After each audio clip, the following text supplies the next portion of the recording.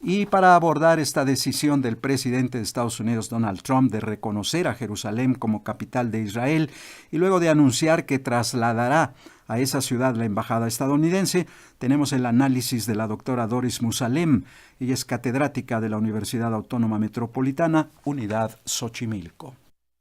La decisión del presidente de Estados Unidos, Donald Trump, de reconocer a Jerusalén como capital del Estado de Israel ha venido a sorprender a todo el mundo y, claro, antes que nada, considerado por los palestinos como un golpe terrible y como una traición. Y este clamor mundial ha empezado por sus cercanos colaboradores, como son los secretarios de Estado y de Defensa de Estados Unidos, que se opusieron a esta acción insensata del presidente Trump.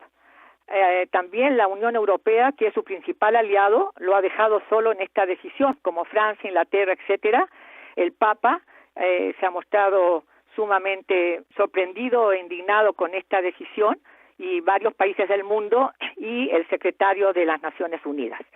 Hay que recordar que la guerra árabe-israelí de 1967, que fue provocada por Israel, hay que aclarar eso, se apoderó Israel en 1967, repito, de Gaza, Cisjordania, que incluía a Jerusalén Este, y de inmediato se anexó decenas de pueblos palestinos, destruyendo barrios árabes, y dio a sus habitantes 3 horas de plazo para que dejaran sus casas antes de destruirlas.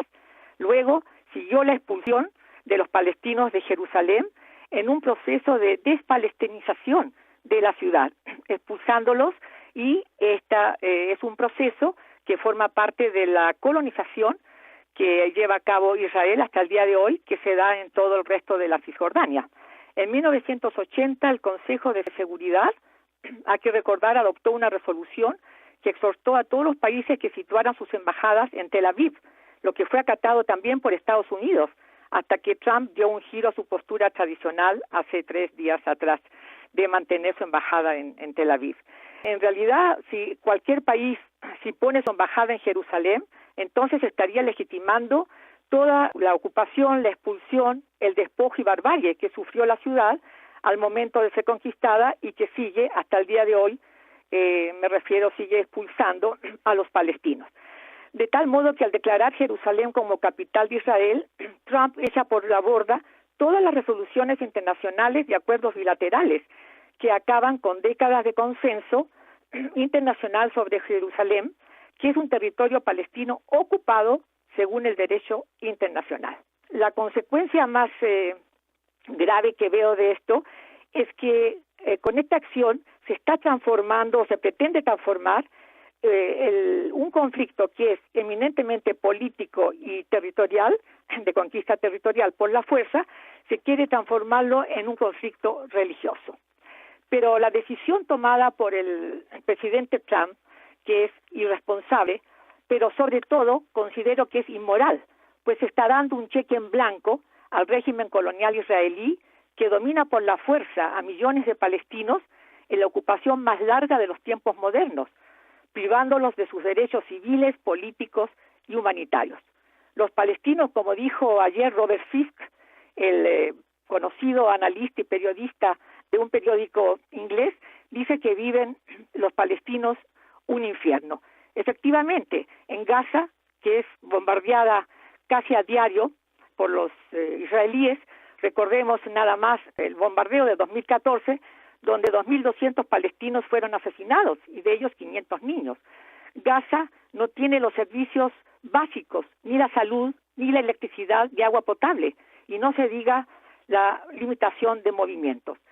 Y viven en una cárcel, y la otra cárcel que se ha transformado, la otra parte de la Palestina ocupada de Cisjordania, que está encerrada por el muro que construye Israel dentro del territorio palestino.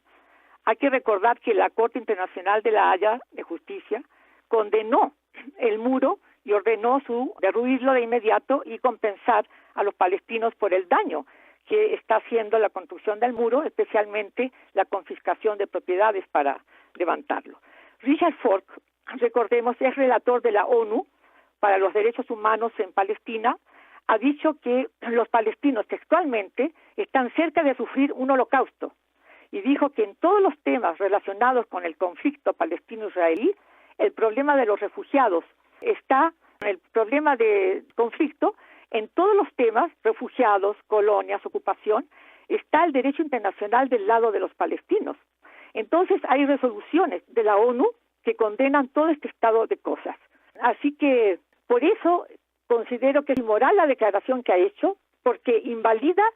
el presidente Trump lo que es el gran tesoro para los palestinos y para todos aquellos pueblos indefensos, que es el derecho internacional y las resoluciones de Naciones Unidas, que aseguran su cumplimiento, una convivencia pacífica entre las naciones, y por el contrario, esta declaración no hace más sino perpetuar la tragedia del pueblo palestino. Todo no está perdido para los palestinos, por muy negro que se vea el panorama. Ha surgido hace años atrás un movimiento pacífico palestino que surgió de la sociedad civil palestina, en donde consiste en realizar un boicot académico, deportivo, económico, etcétera, contra Israel, para que tiene como objetivo poner fin a la ocupación y exigir el regreso de los refugiados palestinos. Esto está tomando cada vez más fuerza en las universidades europeas y en Estados Unidos. Esto es interesante porque este boicot que está teniendo fuerza dice a sus principales universidades, le dice a la sociedad israelí, que son cómplices, que apoyan la más larga ocupación de los tiempos modernos. Les dice a la sociedad israelí que el ejército no es un ejército de defensa, como ellos lo llaman, sino una policía colonial agresiva, y que sus tropas y colonos ejercen una cruel opresión sobre los palestinos, a quienes humillan diariamente y que deberían volver a sus casas los soldados israelíes. Y esta campaña pacífica está inspirada en el modelo sudafricano que hace referencia al apartheid, que con el boicot que se hizo al gobierno de Sudáfrica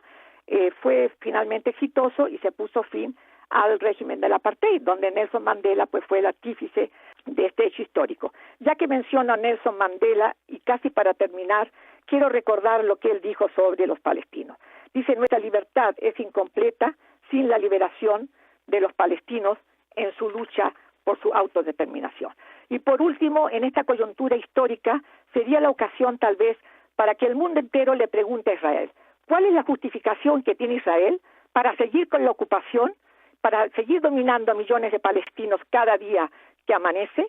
y que este año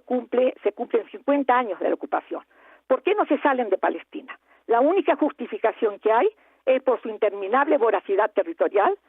construir lo que ellos mismos llaman el Gran Israel. Esto fue un comentario de Doris Musalem para Radio Educación. Muchas gracias.